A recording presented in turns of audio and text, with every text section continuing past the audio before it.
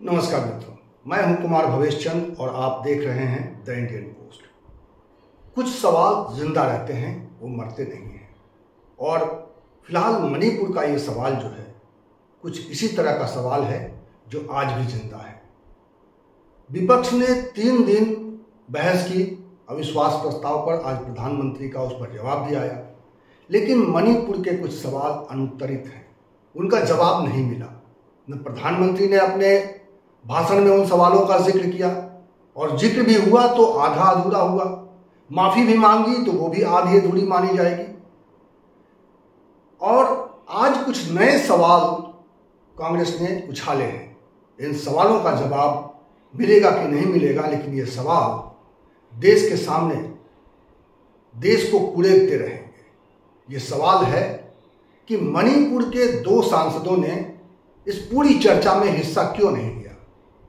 कांग्रेस का आरोप है कि इन दोनों सांसदों को बोलने नहीं दिया गया क्योंकि ये सत्ता पक्ष के थे, और इन सांसदों ने ऐसा नहीं है कि मणिपुर की समस्या पर पहले बोला नहीं है। मैं आपको उनके वीडियो भी सुनवाऊंगा, जो उन्होंने बातें रखी हैं वो भी सुनवाऊंगा, और ये दिखाऊंगा कि वो क्या राय रखते हैं मणिपुर की समस्या के बारे में। सबसे पहले मैं बता दूं मणिपुर की ये 2 सांसद हैं कौन। मणिपुर की ये 2 सांसद हैं और लोरहो फोस, और दूसरे सांसद हैं राजकुमार रंजन सिंह। ये दोनों सांसद मणिपुर की समस्या से सीधे सीधे पीड़ित भी हैं, प्रभावित भी हैं। राजकुमार रंजन सिंह के घर पर तो हमला हुआ था, और ये हमले की तस्वीर है। और इस वक्त और जिस वक्त उनके घर पर हमला हुआ था वो केरल में थे, और केरल से उन्होंने इस हमले की निंदा की थी और मणिपुर को लेकर चिंता भी जताई थी। लेकिन 3 दिन बहस के दौरान न वो बोले न फोर्स बोले। मैं फोर्स का भी एक वीडियो आपको सुनाना चाहता हूं। 2 वीडियो हैं मेरे पास। एक अवध चैनल के सौजन्य से है। अवध टीवी एक चैनल है, छोटा सा यूट्यूब चैनल है। उसको उन्होंने इंटरव्यू दिया था, और वो इंटरव्यू तब दिया था जब वो तस्वीरें वायरल हुई थी 2 महिलाओं की, जिनके साथ दुर्व्यवहार हुआ, जिनके साथ रेप हुआ, जिनके साथ दरिंदगी हुई, और उस घटना से वो दुखी थे। और तब उन्होंने क्या कहा था, ये सुन लीजिए। Today I want to highlight the issues that are faced with Manipur afresh, with the viral, spread of this particular video that has come to us during the last 2 days, the parading of 2 women naked and the gang raping of these 2 women. It has become such a shocking, heartbreaking, heart-wrenching incident that we see. We are told that this happened on the 4th of May, about 75-80 days ago. And unfortunately, this had not come to the media because of the internet ban. But just 2 days back, it came out, and it is so painful that the dignity of not only the tribal women of Manipur, nor of the women of Manipur like that has been defaced. The dignity of their womanhood has been, it is not only of the tribal women, but it is about the dignity of all the women of our country. It is such a shame. It is such a shame. It is horrendous. It is satanic. फौज ने खुलेआम media के सामने ये माना था कि यहाँ पे सरकार फेल हुई है। प्रदेश सरकार को फेल बताया था उन्होंने। बावजूद इसके आज प्रधानमंत्री ने एक तरह से मणिपुर के मुख्यमंत्री को क्लीन चिट दी है।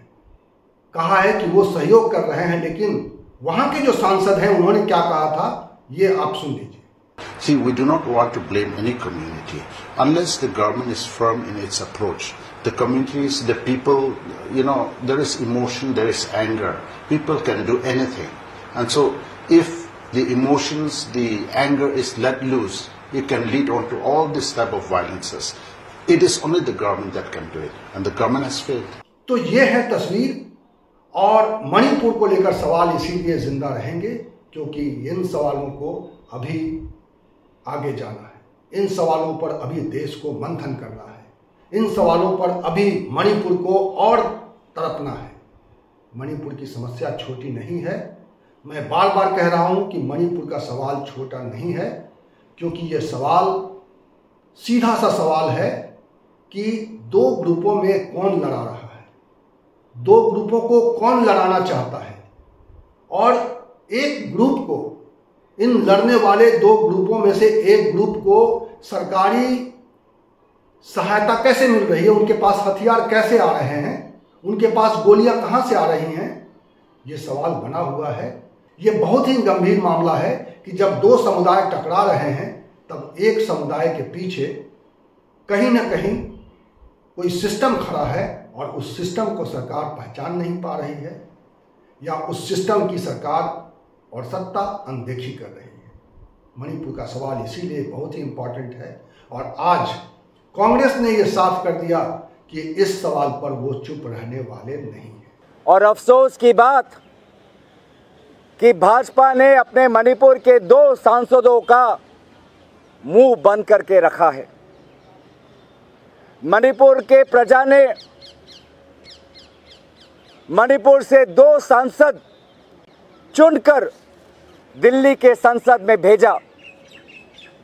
पिछले 3 दिनों से मणिपुर के लोग भी सोच रहे हैं कि भाजपा के कितने सारे सांसदों ने भाषण रखा, भाजपा के कितने सारे मंत्रियों ने भाषण रखा। मणिपुर का भी एक सांसद केंद्रीय मंत्री है, मणिपुर का दूसरा सांसद एक अच्छा वक्ता है। मैंने बार बार गुहार लगाया, अध्यक्ष महोदय, ये दोनों सांसद सत्ता पक्ष के हैं, मेरे दल के नहीं, पर मेरे भाई हैं। आज इनको तो बोलने का मौका दो, इनकी तो आवाज़ हम सुने, मणिपुर की आवाज़ तो हम सुने। लेकिन मणिपुर के सच्चाई को भाजपा छुपाना चाहती थी, और इसीलिए इन मणिपुर के बेचारे 2 सांसदों का हाथ मुंह आज बंद करके रखा है, उनके मुंह पर ताला है। तो इसे साफ साफ जाहिर होता है कि वो मणिपुर के सच्चाई को छुपाना चाहते हैं, और मणिपुर के सच्चाई को छुपाने के लिए वो कौन से अस्त्र का इस्तेमाल कर रहे हैं? घमंड का, अहंकार का। जिस अहंकार का उल्लेख राहुल गांधी जी ने किया कि रावण भी अपने आप को बहुत बुद्धिमान समझता था, रावण भी अपने आप को शौर्यवीर समझता था, लेकिन अंत में रावण की अहंकार ने रावण का विनाश किया, और रावण की अहंकार से लंका में रहने वाले लोगों के घर और दुकान आग में भस्म हो गए। आज वही हमने देखा कि भाजपा की अहंकार, प्रधानमंत्री की अहंकार, गृह मंत्री अमित शाह की अहंकार के कारण आज एक आग मणिपुर में लगी। आज एक आग भारत के राजधानी दिल्ली के पास हमें दिखाई दे रही है, और फैलती हुई हमें दिखाई दे रही है। इस वीडियो में इतना ही। इसी तरह की चर्चा, इसी तरह के विमर्श और इसी तरह के सवाल के साथ मैं आपको मिलूंगा अगले वीडियो में। तब तक के लिए नमस्कार।